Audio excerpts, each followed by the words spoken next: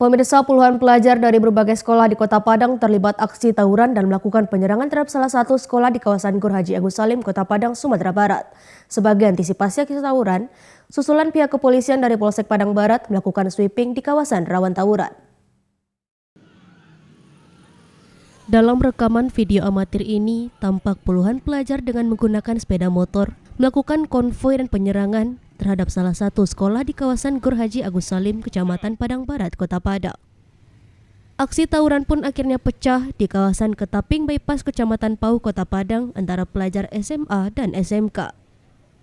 Sebagai antisipasi terjadinya aksi tawuran susulan, sejumlah petugas kepolisian dari Polsek Padang Barat melakukan sweeping di kawasan rawan terjadi tawuran di daerah Gor Haji Agus Salim, Padang, Sumatera Barat.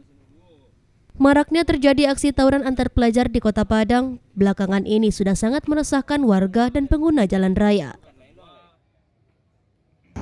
Kami dari unit intelijen bergabung dengan unit reskrim, di mana merupakan personil Polsek Padang Barat yang berpakaian non-uniform melakukan giat monitor situasi di seputaran Gor Haji Agus Salim.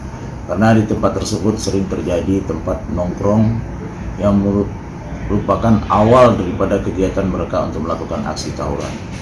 Jadi kita lakukan monitor secara tertutup.